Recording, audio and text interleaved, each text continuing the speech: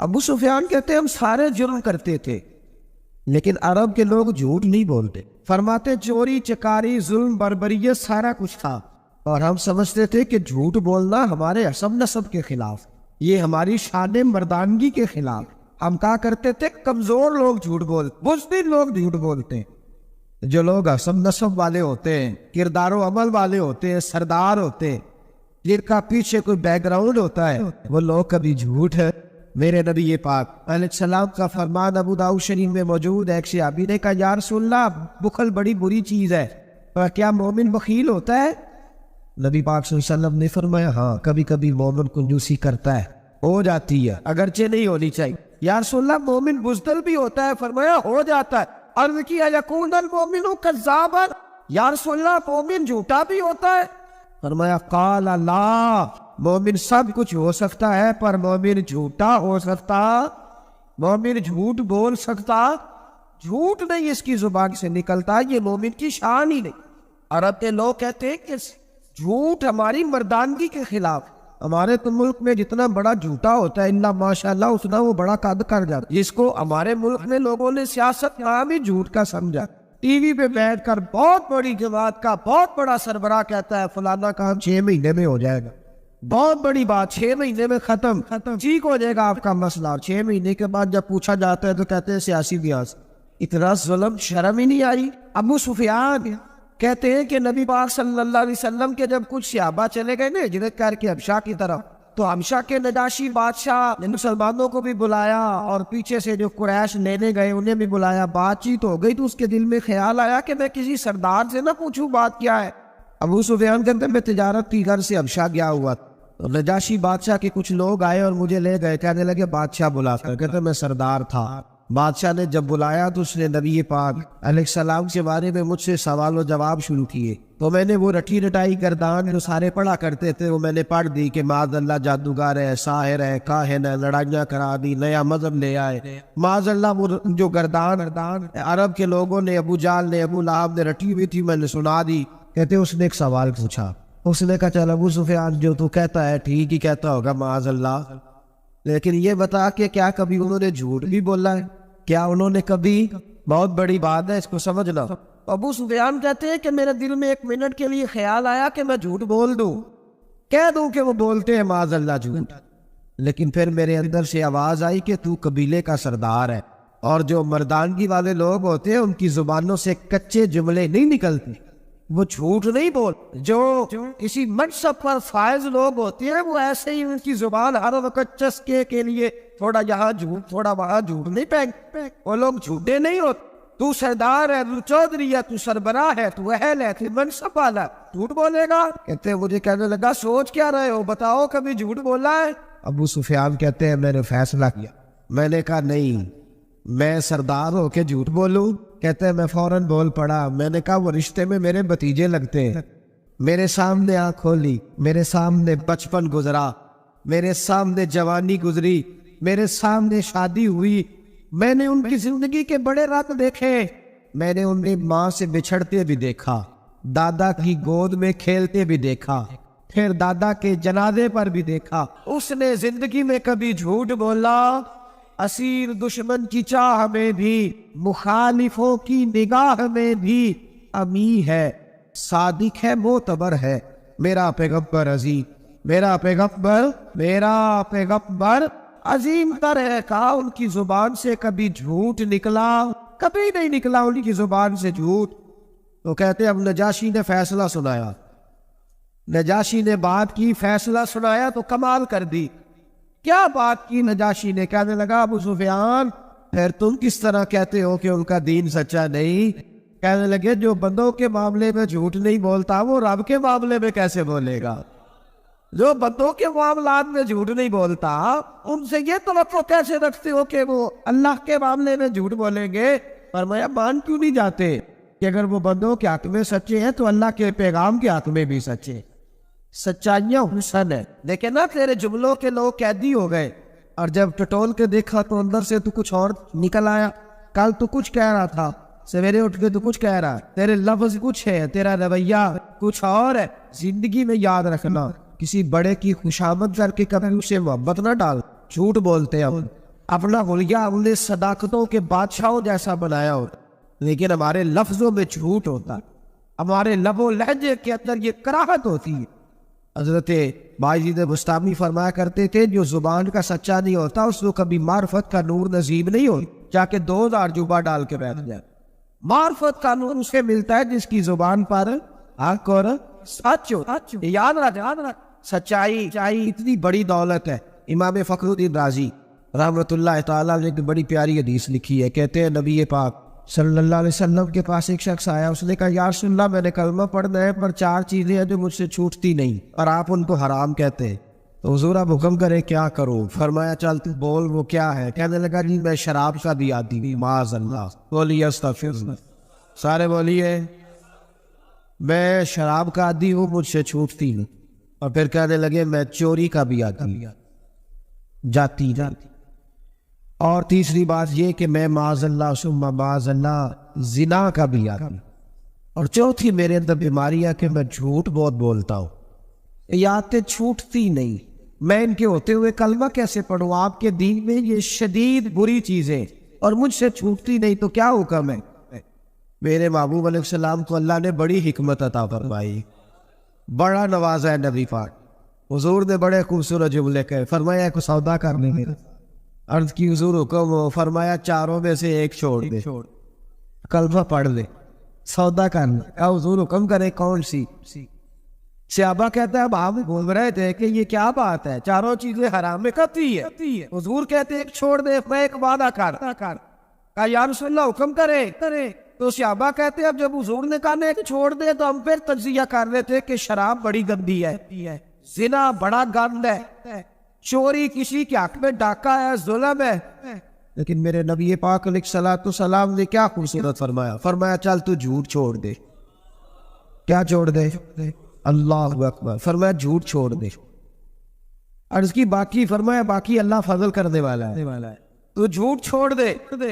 اب لوگ کہتے ہیں کہ میران ہے کہ اتنی گندی چیزیں، شراب بھی، زنا بھی، چوری بھی، اور حضور نے صرف جھوٹ چھڑوایا ہے۔ وہ سردار کہتا ہے میں گھر گیا، شراب کی بوتل پہ ہاتھ ڈالنے لگا، دل میں خیال آیا شراب پی کے صحابہ کے مجمع میں جاؤں گا، تو اگر کسی صحابی نے پوچھا کہ تو نے شراب پی ہے، جھوٹ بولوں گا تو نبی پاک کے وعدے کا کیا بنے، اور سچ بولوں گا تو اس محفل نور میں بیٹھوں گا کیسے شراب پی کے؟ کہتے 2-3 دفعہ ہاتھ بڑھایا پر مزہ نہیں آیا، میں نے پٹکی دیوار کے ساتھ بوتل، میں نے کہا یہ تو گئی، یہ نہیں پیوں گا آج کے بعد۔ کہتے پھر میں باہر نکلا اس عورت کے پاس رات گزارنے جہاں منہ کالا کرنا تھا۔ کہتے جب پہنچا تو اس نے پہلا سوال پوچھا، کہنے لگی سنا ہے تو کلمہ پڑھ گیا ہے؟ کہتے بس وجود چکنا چور ہو۔ او میرے دوستو، لوگ پوچھتے تو ہے نا تو کس کا بیٹا؟ ہاں او سنگیو، لوگ پوچھ لیتے ہیں تو کس استاد کا شاگرد ہے؟ اور یارو یاد رکھو تیرا حلیہ دیکھ کے لوگ پوچھتے ہیں تو کس مرشد کا مرید ہے؟ یاد رکھ اپنے لیے نہ صحیح کسی کی عزت کے لیے صحیح، اپنے لیے نہ صحیح کسی کی عزت کے لیے تو کسی کے لیے ہی بدل دا یار، تو کسی کا ہی خیال کر جا، چل کسی اور کے لیے اپنے آپ کو تبدیل کر جا، اپنے لیے نہ صحیح دیکھ تو کسی اور کے لیے ہی بدل جا، اب تیری کسی اور سے بھی نسبت ہے، لوگ کسی اور سے ساتھ منسوب کرتے ہیں، ان کا دیوانہ ہوں، ان کا مجذوب ہوں، کیا یہ کم ہے کہ میں ان سے منسوب ہوں؟ کہا اس بی بی نے، کہنے لگی سنا ہے تو کلمہ پڑھ گیا ہے؟ کہتے بجلیاں دوڑ گئی۔ میں نے کہا اگر جھوٹ بولوں تو حضور کے وعدے کا کیا بنے؟ محبوب نے کہا جھوٹ نہیں بولنا، اگر سچ بولوں تو پھر اس کے قریب کیسے جاؤں؟ کہتے وہاں سے بھی لوٹ آیا۔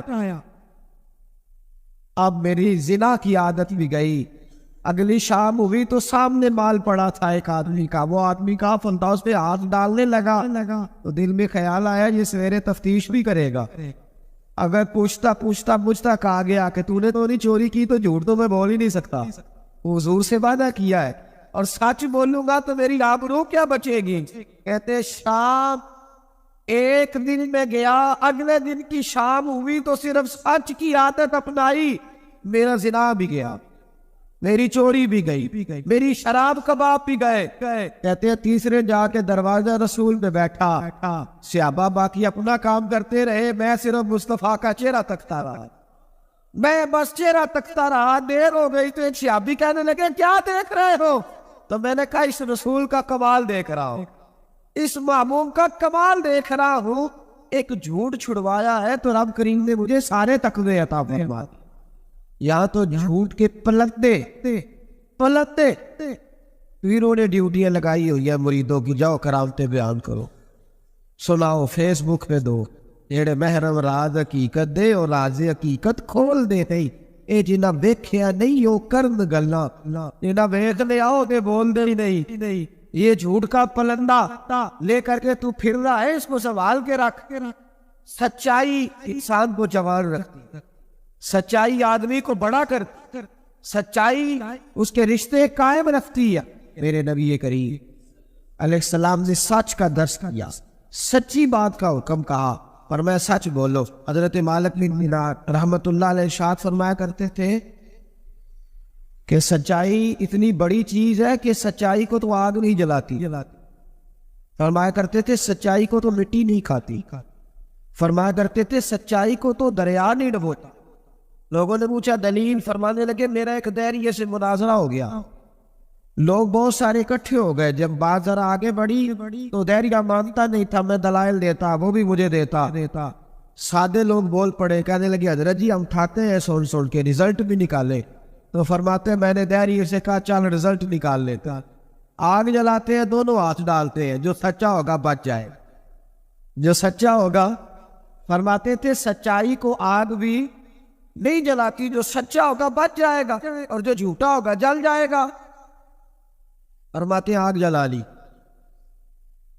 اب میں نے اسے کہا چل ہاتھ ڈال، تو وہ جھوٹا تھا، جھوٹ کے پیر کوئی نہیں ہوتے، وہ ہاتھ ہی نہیں آگے، ہاتھ ہی نہیں بڑھاتا. کہتے میں نے زبردستی پکڑ کے اس کا ہاتھ آگ میں کیا، کئی دیر تک آگ میں رکھا، نہ اس کا جلا نہ میرا جلا. کہتے باہر نکلا، لوگوں نے شور کر دیا یہ کیا ہے؟ میں نے عرض کی مولا نہ اس کا جلا نہ میرا. فرماتے عاطف غیب سے ندا آئی، مالک بن دینار سچے کے ہاتھ میں بھی جس کا ہاتھ ہو ہم اس کا بھی نہیں جلایا کر. سچے کے ہاتھ میں بھی جس کا ہاتھ ہو ہم اس کا بھی. تیرا ہاتھ اس نے پکڑا اور جلا دو، کہا علیحدہ کر. کہتے ہیں میں نے کہا چل بھئی اب علیحدہ ڈالنا. وہ ڈرنے لگا، میں نے کہا یہ تو ڈالنا ہی پڑے گا. کہتے ہاتھ ڈالا، اس کا جل گیا، میرا بچ گیا. لوگ کہنے لگے یہ کیا ہوا؟ تو میں نے کہا کچھ بھی نہیں ہوا، میرا کمال نہیں، میرا رب بھی سچا ہے، میرے رب کے وعدے بھی سچے ہیں، قرآن بھی سچا ہے، قرآن کے اعلان بھی سچے ہیں، محبوب بھی سچے ہیں اور محبوب کے فرمان بھی سچے. سچائیاں تو آگ میں ڈالے تو نہیں جلتی، ہم لوگ کیسے علیحدہ ہو. اور پھر میں نے عرض کی کہ کوئی فائدہ نہیں ہوتا، لوگوں بلا وجہ جھوٹ بولتے، جھوٹی خوابیں بیان، جھوٹے نظریات اور جھوٹی کہانیاں لوگ گھڑ کے بیان کرتے. آتے ہیں تو قصیدہ خوانی کرتے، بادشاہوں کے، پیروں کے، علماء کے قصیدے پڑھتے، آ کے اس کو کہتے ہیں کیا بات ہے، کیا بات.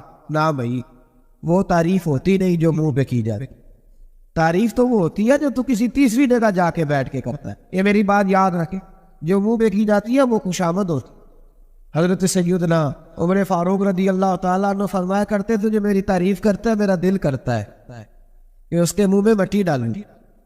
ہمارے ایک بزرگ تھے مولانا غلام علی اوکاڑوی صاحب رحمۃ اللہ علیہ، رات میں اوکاڑے میں تھا تو ان کی خوشبوئیں بڑی آ رہی تھی وہاں سے.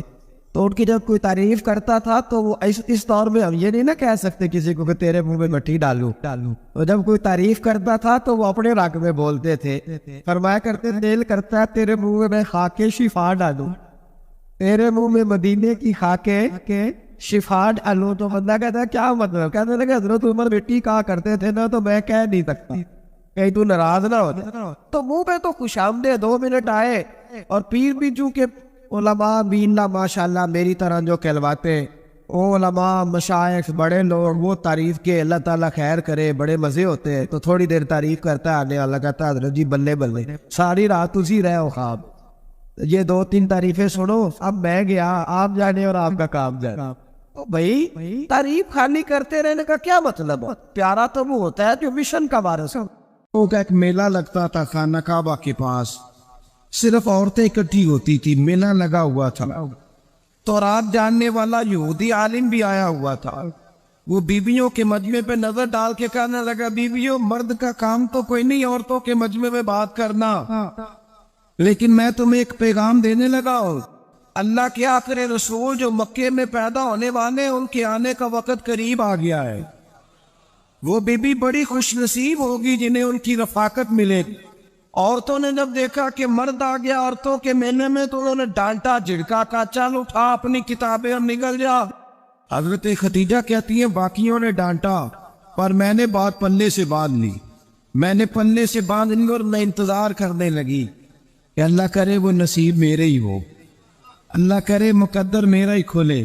آپ فرماتی میں تسبیح پڑھتی، درود پڑھتی، میں اس زمانے میں جو اللہ کا ذکر جس طرح ہوتا تھا وہ میں شروع کرتی، اور جب فارغ ہوتی تو میں انتظار کرتی کہ اللہ میرے نصیبے کھول دے۔ کہتی ہیں آہستہ آہستہ آہستہ آہستہ میں حضور کی تعریف سننے لگی، آہستہ آہستہ تعریف سننے لگی۔ نبی پاک صادق ہیں، امین ہیں، سچے ہیں، دیانتدار ہیں، اس برے اور مینے معاشرے میں بھی وہ سب سے اعلیٰ بھی ہے اور سب سے اجلے بھی ہے، وہ سب سے پاکیزہ ہے۔ میں سننے لگی تعارف، آہستہ آہستہ میں ان کی گرویدہ ہونے لگی۔ ادھر نبی پاک صلی اللہ علیہ وسلم اپنے چچا جناب ابو طالب کے پاس رہتے تھے، قحط آ گیا، حالات بگڑ گئے۔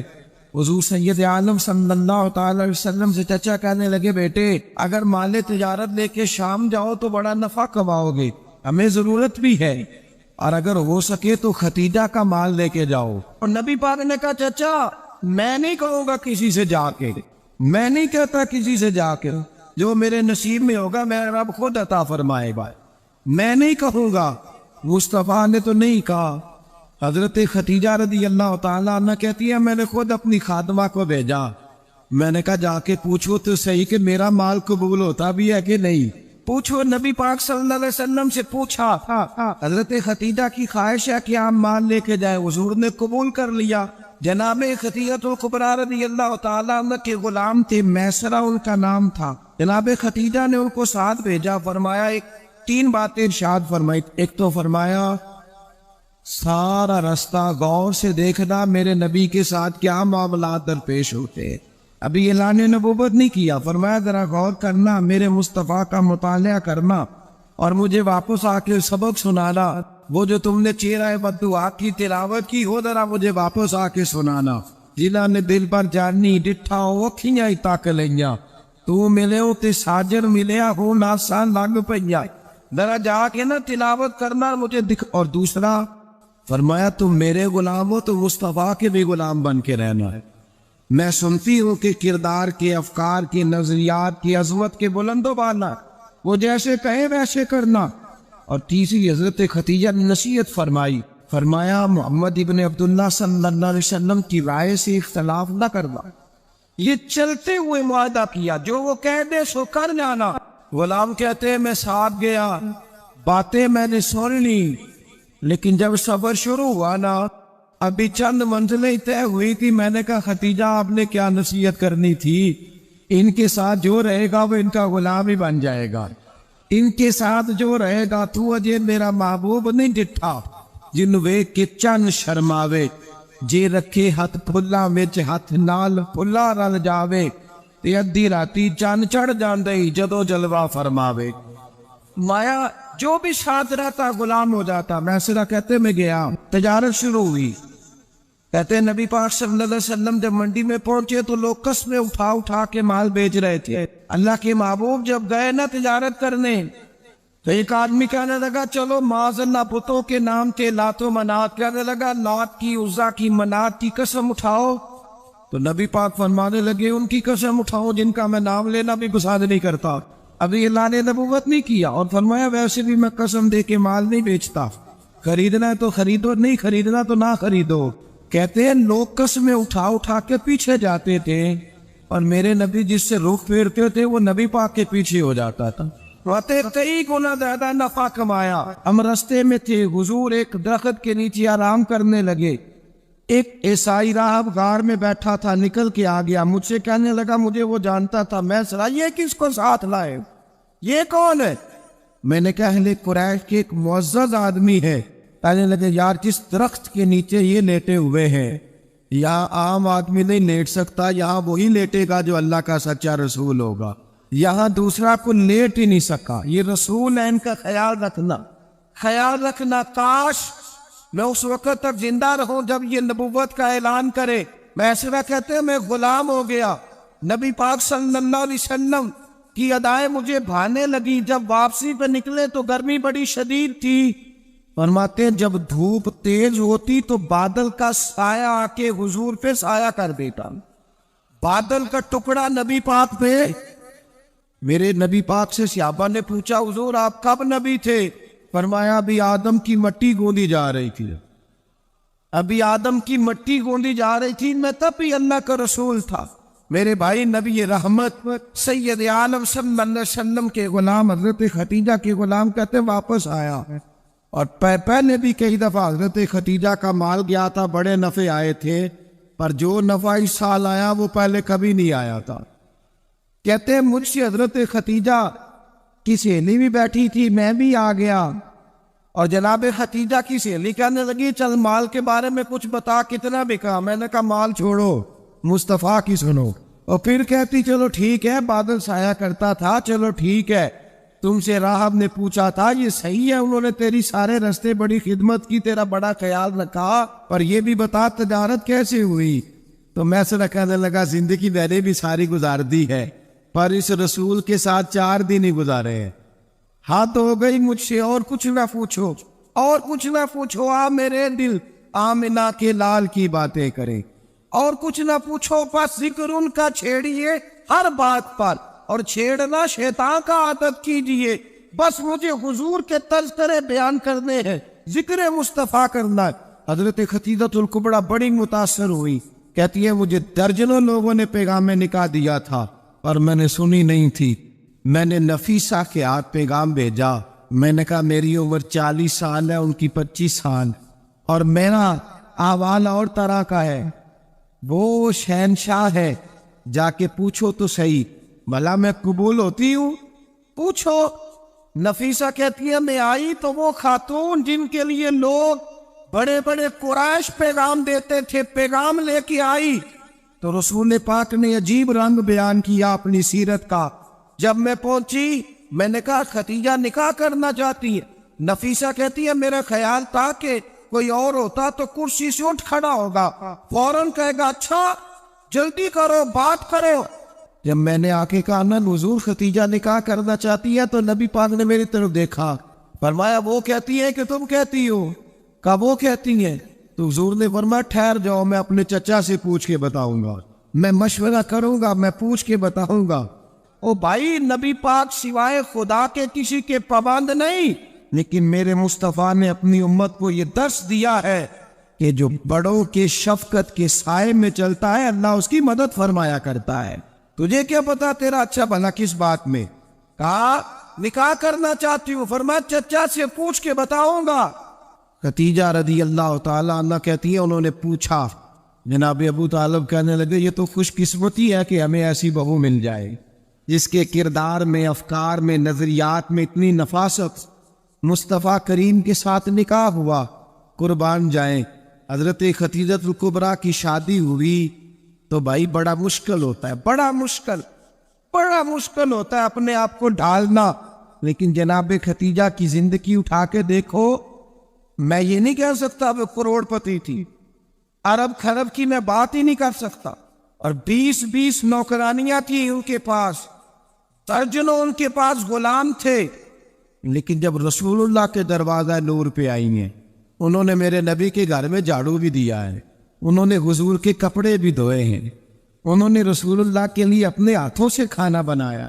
حضرت ختیجہ الکبریٰ کا حال یہ تھا کہ ایک جوڑا رہ گیا، کئی جگہ سے پیوند لگے ہوئے، میں گھٹی ہاتھ ڈور سجن دے اور جنج رکھے اونج رہنے، واجب نہیں جے بچ شریعت مندہ قسم نو کہنا، بس ٹھیک ہے جس حال میں محبوب راضی ہے، کہا ہر چیز قدموں میں رکھ دی، اور حضور کے ہر رشتے کا خیال کیا، نبی پاک کی ہر خواہش کا، عورتیں بالخصوص میری بات پہ توجہ کرے جو عرض کرنے لگاؤ. آگ لگی ہوئی ہے گھروں میں، فساد ہے، لڑائی ہے، جھگڑا ہے، دنگا ہے، یہ تیرا رشتہ دار وہ میرا رشتہ دار. حضرت حلیمہ سعدیہ رضائی ماں ہے.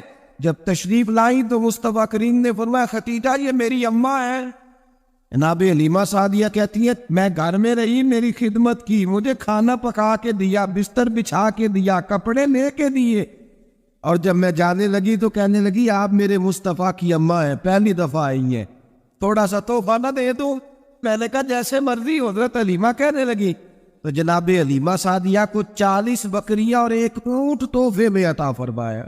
اور یہ جو بی بی آ کے مالی بنی ہے نا آج، جس درخت کی چھاؤں میں تو بیٹھی ہوئی ہے نا، اگر تو سمجھے تو اصل احسان اس ماں کا ہے جس نے یہ پروان چڑھا کے تجھے دیا ہے. اصل نیکی اس اماں کی ہے جس نے تیرے سر پہ یہ سرتاج رکھا ہے، اور تو اس ماں کو ہی بول گئی ہے. اور شکوہ بہو سے نہیں، شکوہ اس بیٹے سے ہے، بیٹے سے ہے جو علیحدہ بھی ہونے لگا تھا تو اماں سے علیحدہ ہو گیا ہے. اس نے سوچا ہی نہیں کہ ماں کے ہاتھ اٹھ جائے تو عرش کا مالک کہتا ہے فرشتوں سے کہ پیچھے ہٹ جاؤ، ماں اور باپ اولاد کے لیے جو مانگے گے میں فوراً عطا کروں گا. حضرت ختیجہ کے بھائی نہیں تھے، نبی پاک صلی اللہ علیہ وسلم کے سسر حیات نہیں تھے، 2 بیٹے تھے حضرت ختیجہ، اور وہ دونوں بیٹے پچھلے خامن سے تھے. ذرا عقل کی کسوٹی پر تو لیے گا کہ کسی بی بی کے بیٹے ہوں اور پچھلے خامن سے ہوں، اس آدمی کا رویہ کس طرح کا ہوتا ہے. لیکن میرے رسول پاک کا رویہ اس طرح کا تھا. میں آپ کو سیرت کی کتابوں سے امام حلبی نے، کستلانی نے، صاحب فتح الباری نے لکھا ہے رسول کائنات سید عالم صلی اللہ علیہ وسلم سوئے ہوتے تھے اور جاگو اور سنو. اللہ کرے حضرت ختیجہ کا میرے نبی سے رشتہ اور میرے نبی کا حضرت ختیجہ کا رشتہ ہماری سمجھ میں آ گیا تو سمجھ لو ہمارے گھر جنت بن جائیں گے، روشنی پھیل جائے گی. سمجھو اور سیکھو. حضرت عائشہ صدیقہ فرماتی ہے نبی پاک سو جاتے تھے نا دوپہر کو تو کہتی تھی مولا علی سے لے کر ابو بکر صدیق تک کسی کی طاقت نہیں ہوتی تھی حضور کو آ کے بیدار کرے. سوء ادب سمجھا جاتا تھا.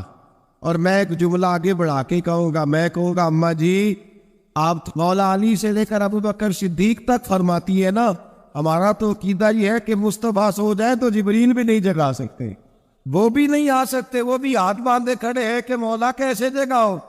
حضرت جبریل بھی نہیں جگا سکتے. لیکن حضرت عائشہ صدیقہ فرماتی ہے میں تھی مدینے میں، میں مدینے میں حضور کے گھر میں تھی، نبی پاک میرے گھر میں موجود تھے اور سید عالم سوئے ہوئے تھے. حضرت ختیجہ کے پچھلے خامن کے بیٹے جناب آلہ آ گئے اور وہ مسجد میں آ کے بولے، مسجد میں توجہ کرنا، مسجد میں بولے. انہوں نے مسجد میں آ کے پوچھا کہ نبی پاک کہاں ہے؟ مسجد میں. تو جناب عائشہ صدیقہ فرماتی ہے حضور سوتے ہوئے بیدار ہو گئے. حضور طامت سمیٹی، فوراً سر کے اوپر کپڑا رکھا. میں نے کہا حضور کہاں جا رہے ہیں؟ فرماتی ہے میں نے 1 دفعہ پوچھا تو حضور نے 3 دفعہ فرمایا میرا حالہ آ گیا ہے، میرا حالہ آ گیا ہے، میرا حالہ آ گیا ہے، ختیجہ کا بیٹا آ گیا ہے. میرے رسول پاک صلی اللہ علیہ وسلم نے بی بی کے رشتوں کا جو تقدس بیان کیا اس کو سمجھیے.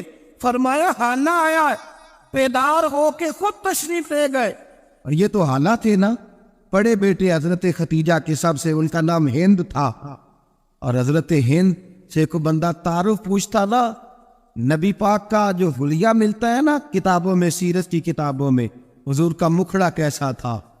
مکھ چند بدر شاشانی ہے، متھے چمک دی لاٹ نورانی ہے، کالی زلف تیاک مستانی ہے، مخمور اکھی ہیں مت بریاں.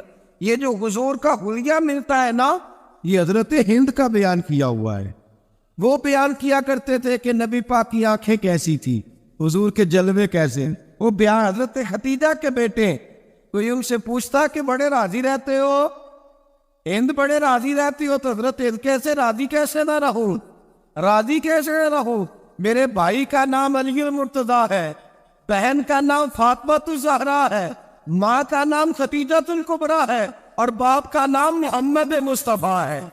میں راضی کیسے نہ رہوں؟ کنز المال میں حضرت عائشہ صدیقہ کی حدیث ہے. جناب عائشہ فرماتی ہے دوپہر کو حضور آرام کرتے تو کوئی آیا نہیں کرتا تھا. ایک دن ایک بوڑھی آ گئی دروازے پہ، اس نے چھڑی پکڑی ہوئی. کہتے ہیں وہ اندر آئی تو نبی پاک بڑی تیزی کے ساتھ اٹھے، حضور سید عالم نے قریب بٹھایا. دیر تک حضور باتیں کرتے رہے، دیر تک گفتگو ہوتی رہی. فرماتے ہیں حضور نے اسے کوئی اضافی وقت دیا. عام صحابہ اس وقت آتے نہیں تھے، حضور کے آرام کا وقت تھا، اضافی وقت دیا نبی پاک نے. اور فرماتے ہیں جب وہ جانے لگی تو نبی پاک نے تحفے بھی عطا فرمائے. اور پھر ایک غلام سے، حضرت بلال سے یا کسی غلام سے فرمایا کہ ساتھ جاؤ اور گھر چھوڑ کر کے آؤ. نبی پاک صلی اللہ علیہ وسلم نے اعزاز دیا. حضرت عائشہ صدیقہ فرماتی ہیں دیر تک ملاقات بھی، تحفے بھی، انفرادی ملاقات. بعد میں نبی پاک صلی اللہ علیہ وسلم لیٹ گئے. میرے دل کے اندر خیال آیا کہ حضور جائیں گے اور جب رات کو واپس آئیں گے تو پھر میں پوچھوں گی کہ حضور یہ بی بی کون ہے، حضور اب آرام کر رہے. فرماتی ہے میرا خیال تھا کہ یہ سوال شام تک میرے ذہن میں رہے گا کہ یہ کون ہے، آپ نے بڑا اعزاز دیا، دروازے تک چھوڑ دے گئے. حضرت عائشہ صدیقہ فرماتی ہے میں سوچ رہی تھی آرام کر رہے ہیں، اور میں نے جیسے ہی نگاہ ڈالی تو حضور تو گہری سوچ میں گم ہے. نبی پاک سوچوں میں گم ہے اور بے آنکھیں کھلی ہوئی. فرماتی ہے میں قریب جا کے بیٹھی، قدموں پہ ہاتھ رکھا. میں نے کہا محبوبہ یہ بی بی کون تھی؟ اتنی دیر آپ نے ملاقات کی اور وہ چلی گئی ہے تو ابھی خیالات ہیں، تصورات ہیں. فرماتی ہے میں نے پوچھا تو مصطفیٰ کی آنکھوں میں آنسو آ گئے. نبی پاک رو دیے، اٹھ کے بیٹھ گئے. میں نے کہا حضور کیا ہوا؟ میں نے تو آپ کو پریشان کر دیا، میں معذرت چاہتی ہوں. حضور نے فرمایا عائشہ ایسی کوئی بات نہیں، اس بی بی کے بارے میں پوچھتی ہو جسے میں نے زیادہ عزت دی ہے، زیادہ پیار کیا ہے، ذرا زیادہ اس کے ساتھ میں نے توجہ کی ہے. ہاں یا رسول اللہ میں نے انفرادی رنگ دیکھا ہے، روٹین سے بڑھ کر آپ نے محبت فرمائی. تو میرے مصطفیٰ نے فرمایا یہ جو عورت آئی تھی نا، جو میرے پاس بیٹھی رہی ہے، یہ میری زوجہ جناب ختیجہ کی سہیلی ہے. یہ حضرت ختیجہ کی سہیلی ہے، جناب ختیجہ کی سہیلی. فرمایا یہ مکے میں ختیجہ سے ملنے آیا کرتی تھی، ختیجہ اسے وقت دیتی تھی، پاس بٹھاتی تھی، کھانا کھلاتی تھی، دکھ سکھ سنتی، اور تھوڑی غریب ہے. جب یہ جاتی تھی تو ختیجہ تحفے بھی دیتی تھی. فرمایا آج جب یہ آئی ہے تو ختیجہ کی یادیں تازہ ہو گئی. دیر تک میں نے اس سے بات کی ہے، گفتگو کی، جاتے دفعہ تحفہ دیا ہے، اس لیے کہ حسن العہد من الایمان، اچھے طریقے سے وعدہ نبھانا یہ بھی ایمان کا حصہ ہے. اچھے طریقے سے عہد نبھانا، تعلقات نبھانا یہ بھی ایمان کا حصہ ہے. حضرت ختیجہ کی سہیلیوں سے رسول اللہ صلی اللہ علیہ وسلم کا رشتہ. پہلی وحی نازل ہوئی نبی پاک پر. اب حضور جب ابتدائے وحی کے ایام آئے تو حضرت ختیجہ فرماتی ہے رسول پاک غار حرا میں چلے جاتے، کئی کے دن وہاں رہتے. پہلی وحی آئی تو قرآن مجید کی تاثیر یہ ہے کہ لو انزلنا ھذا القرآن علی جبل لرأیتہ خاشعا متصدعا من خشیۃ اللہ. فرمایا اگر میں پہاڑوں پہ نازل کروں قرآن کو تو وہ بھی میرے خوف سے ریزہ ریزہ ہو جائے. اتنی تاثیر ہے. جب حضور کے قلب اطہر پر آیا تو نبی پاک کامتے ہوئے گھر آئے، زملونی، مجھے چادر اڑاؤ، چادر اڑاؤ. حضرت ختیجہ نے چادر دی، بیٹھ گئے. کہا ختیجہ آج تو آنے والا آیا ہے. ایک اور بسم ربک الذی خلق، یہ آیات اس نے مجھے دی ہے اور میں بڑے خوف کے عالم میں ہوں. حضرت ختیجہ کے لفظ بڑے حسین ہیں. جناب ختیجہ الکبریٰ رضی اللہ تعالیٰ عنہ کیا فرماتی ہے؟ کہتی ہے یا رسول اللہ صلی اللہ علیہ وسلم آپ غم نہ کرے، رب آپ کو رسوا نہیں کرے گا، عزتیں عطا کرے گا. اور دلیل کیا ہے؟ حضرت ختیجہ فرمانے لگی دلیل یہ ہے کہ آپ غریبوں کی مدد کرتے ہیں، مسکینوں کا خیال رکھتے ہیں، اور محبوبہ کمزوروں کا بوجھ آپ اٹھاتے ہیں. جس کے اندر یہ خوبیاں ہوتی ہیں اللہ اسے عزت ہی عطا فرمایا کرتا ہے. حضرت ختیجہ الکبریٰ رضی اللہ تعالیٰ عنہ سب سے پہلے نبی پاک پہ ایمان لائی. بڑا مشکل ہوتا ہے. ہمارے جو فلسفے کے لوگ ہیں وہ کہتے ہیں بہت بڑا ولی اللہ بھی ہو تو بیوی اس کی مان جائے، یہ مشکل ہوتا ہے کام، یہ مشکل ہوتا ہے. حضرت ختیجہ الکبریٰ رضی اللہ تعالیٰ عنہ سب سے پہلے ایمان. کس طرح کا ایمان؟ کس طرح کا ایمان؟ ابن ماجہ میں روایت ہے، غور کرنا، حضرت قاسم نبی پاک صلی اللہ علیہ وسلم کے صاحبزادے، حضور کی 6 اولادیں، 4 بیٹیاں 2 بیٹے حضرت ختیجہ سے ہوئے، 4 بیٹیاں اور 2 بیٹے۔ دھوکہ دیتے ہیں بعض لوگ، کہتے ہیں حضرت ختیجہ کی ایک ہی بیٹی، حضرت قاسم حضور کے بیٹے تھے، وہ وصال کر گئے۔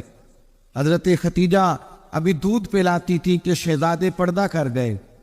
ایک دن گھر میں بیٹھی ہوئی تھی تو کہنے لگی، یا رسول اللہ صلی اللہ علیہ وسلم، میرے بیٹے قاسم کے حصے کا دودھ میرے وجود میں بھر آیا ہے، کاش میرا رب اتنا موقع دیتا کہ میرا بیٹا مدت رضاعت ہی پوری کر لیتا، وہ دودھ پی لیتا۔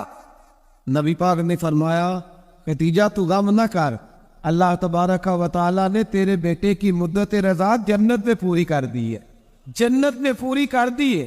اور نبی پاک نے اپنا اختیار بیان فرمایا ابن ماجہ میں، رسول پاک نے فرمایا، اگر تو کہے تو میں یہاں بیٹھے بیٹھے تجھے تیرے بیٹے کی آواز سناؤں، عرض کروں رب کی بارگاہ میں ابھی تجھے سناؤں تیرے بیٹے کی بات، ابھی وہ جنت میں بولے۔ لطف نہیں آیا آپ کو اس بات کا؟ میں ابھی سناؤں تجھے بات، سیاستہ کی روایت، ابھی سناؤں تیرا بیٹا بولے گا جنت میں، آواز یہاں مکے میں آئے گی، سناؤ۔ بڑے لوگ کرامت دیکھنا چاہتے ہیں، معجزہ دیکھنا چاہتے ہیں، کہتے ہیں جی میں تو وہ دیکھ کے آؤں گا۔ کہا سناؤ۔ حضرت ختیجہ کا ایمان دیکھیں، کہنے لگی محبوبہ مجھے سننے کی کیا ضرورت ہے، میں خدا کو بھی مانتی ہوں، محمد مصطفیٰ کو بھی مانتی ہوں، میں بن دیکھے ہی مانتی ہوں، بن دیکھے ہی مانتی ہوں، مجھے سننے کی ضرورت ہے، آپ نے کہہ دیا تو سو ہو گیا، مجھے حاجت ہے۔ حضور کہہ رہے ہیں اگر تو کہے تو دعا کروں، التجا کروں، ابھی آواز اللہ سنا دے، ابھی سناؤ۔ حضرت ختیجہ کہتی ہے نہیں حضور، میں بن دیکھے ہی، میں ان لوگوں میں سے نہیں ہوں جو پہلے دیکھ داکھ کے آئے، پلٹ کے آئے، دیکھ کے سودا کرے، میں تو ان لوگوں میں سے ہوں جو بن دیکھے مانا کرتے ہیں۔ یؤمنون بالغیب کی قائد کہہ رہا تھا کہ بڑا ظالم ہے چھوٹا بھائی، بلکہ وہ کہے یار ساری باتیں اپنی جگہ پہ رہی، اور وہ کہہ رہا تھا آخر میرا بھائی کے بغیر گزارا تو نہیں نا، تو وہ خلاف واقعہ بات کرے۔ چھوٹے کے پاس آیا اور آ کے کہا کہ بڑے ایسے میں ہو کے آیا، تو اس نے کہا تمہیں پتہ ہی نہیں، بڑا تو بڑی دیر سے کھا رہا ہے، کھا ہی سارا بڑا گیا۔ تب یہ بات چھوٹے کو آ کر بتانے کی ضرورت ہے، تو ایسی بات کر کہ بظاہر خلاف واقعہ ہو لیکن لوگوں کو جوڑ دے، جوڑنے کے لیے خلاف واقعہ بات کرنے کی اجازت۔ اب لوگ توڑنے کے لیے خلاف واقعہ بات، چاہیے تھا کہ جوڑتے، کہتے تیرا بھائی ہے، میں تو بات نہیں کرنا چاہتا پر ہے پورا ظالم، کیا کرے بھائی، تیرا بھائی ہے، اب رشتے بدلتے نہیں۔ تو میں نے کہا جناب نے بڑا اچھا کردار ادا کیا ہے، آ گئی ہے سمجھ، آپ کیا کہنا چاہ رہے ہیں۔ تو لوگ توڑنے کے لیے کردار ادا کرتے، ایک تو یہاں اجازت دی، دوسرا میرے نبی کریم صلی اللہ علیہ وسلم نے فرمایا جنگ کے موقع پر اگر تمہیں خلاف واقعہ بات کرنی پڑے تو اس کی تمہیں جنگی حکمت عملی کے لیے اجازت ہے۔ تیسرا فرمایا کہ اپنی بیوی کو مطمئن کرنے کے لیے اگر کسی شخص کو خلاف واقعہ بات کرنی پڑے تو اسے کس بات کی اجازت ہے؟ چلے مسکرائے نا آپ، ویسے ہی بتا دیں، وہ ذرا سنجیدہ اس مسئلے، اس میں ہنسنے کی کیا ضرورت ہے، یہ کوئی ہنسنے والی بات تھوڑی ہے، اس میں آپ ویسے ہی بتا دیں۔ لیکن بیوی سے خلاف واقعہ بات کریں آپ، کبھی اس کو منانے کے لیے کوئی ایسی بات کر دیں، لیکن اگر جھوٹ کا پلندہ اس کے سامنے بھی کھول دیں گے نا، اس کا بھی اعتماد ضائع ہو جائے، اور میاں بیوی کا رشتہ ہی اعتماد پہ قائم ہوگا۔ جب وہ سمجھ جائے گی نا کہ میرے ساتھ بولتا ہی جھوٹ ہے، سچ بولتا ہی نہیں، تو پھر یہاں بھی معاملہ صحیح نہیں رہے گا۔ تو یہ 2-3 مواقع، ایک چوتھی بات ہے اس پر بھی تھوڑی توجہ کر لیں تاکہ مضمون کو آگے سمجھنے میں آسانی ہو جائے۔ ایک ہے ذو معنی لفظ استعمال کرنا حکمت کے تحت۔ ایک آدمی کے سامنے کھانا آیا ہے تو وہ کھانا اس کے لیے مضر صحت ہے، بعض لوگ بعض چیزیں کھا کے ان کی طبیعت بگڑ جاتی۔ اب سامنے والا کہتا ہے جناب کھانا، تو وہ کہا الحمدللہ جی الحمدللہ، بے شک بھوک لگی بھی ہے، لیکن اب وہ کھانا اگر کھائے گا اس کے لیے تکلیف ہے، تو اس کو یہ اجازت ہے کہ وہ سامنے والے کا دل بھی بچا لے اور اپنی صحت بھی۔ لیکن وہاں بھی ہم لوگ نخرہ دکھاتے ہیں، کہتے ہیں جی یہ بلائلر میں نہیں کھاتا، یہ جو بڑا گوشت ہے یہ میں نہیں کھاتا، تو آپ صاف کہیں کہ جناب میرا نخرا بڑا، میرے لیے چھوٹا گوشت پکائے، بات ختم ہو گئی. اب سامنے والے کی گنجائش نہیں تو وہ کیا کرے؟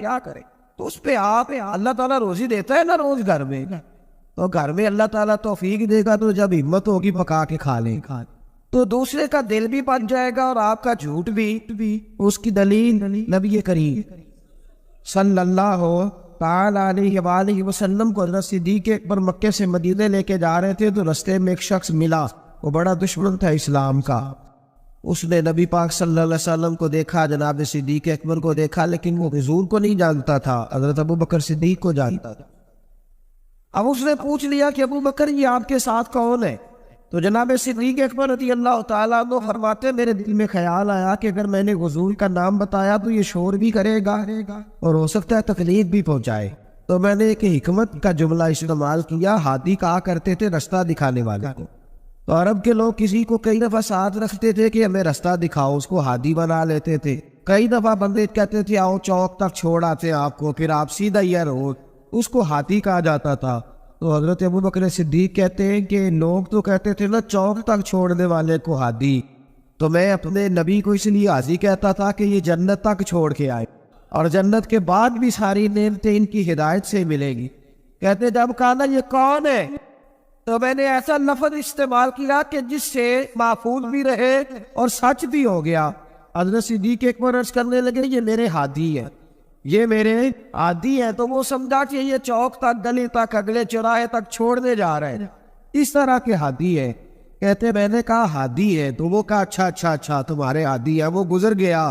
فرماتے میں نے حضور کی طرف دیکھا تو محبوب مسکرائے، گویا محبوب سمجھ گئے کہ ابو بکر نے جو والا ہادی مجھے کہا ہے وہ والا ہادی ہے جو جنت کا راستہ دکھاتا ہے. اس طرح کا زو معنی لفظ استعمال کرنا شریعت کے اندر جائز ہے، لیکن جھوٹ صریحاً جھوٹ. اور ہمارے زمانے کے اندر تو جھوٹ، ایسا لوگ جھوٹ بولتے ہیں جو گناہ بے لذت ہے، کوئی مطلب ہی نہیں.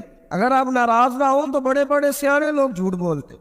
اب تو لوگوں نے گناہوں کے نام بدل لیے. میں اکثر کہتا ہوں کہ اب چغلی کا نام لوگوں نے گپ شپ رکھا ہے. آؤ تھوڑی دیر گپ شپ کرے، محلے کے 4-5 معزز لوگوں کی پگڑیاں اچھالے، یہ گپ شپ ہے ہماری. اور جھوٹ کا نام بدل کے ہم نے بہانہ رکھ دیا ہے. بیوی کہتی ہے میں نے شوہر سے بہانہ کر دیا، ورنہ کہتا ہے کچھ لوگ بس میں نے بہانہ کر دیا. تو بھائی تو صاف کہہ میں نے جھوٹ بولا ہے، اس کا نام بدل کے بہانہ کیوں؟ اور بلا وجہ کا جھوٹ، بلا وجہ کا. دوست بیٹھے یارانہ ہے، جھوٹ بول رہے، وہ 6 کروڑ آیا تو 9 کروڑ نکل گیا، تو وہ ابا جی لائے وہ جگہ خرید کے. تو میں نے کہا نہیں ڈیفینس والی نہیں مجھے پسند، میں تو وہ بیریا ٹاؤن والا مکان خریدوں گا. تو یہ جھوٹ کس پہ روب ڈال رہا؟ اور جس کو جھوٹ سنایا جا رہا ہے وہ بھی آگے سے جھوٹ بول رہا ہے. وہ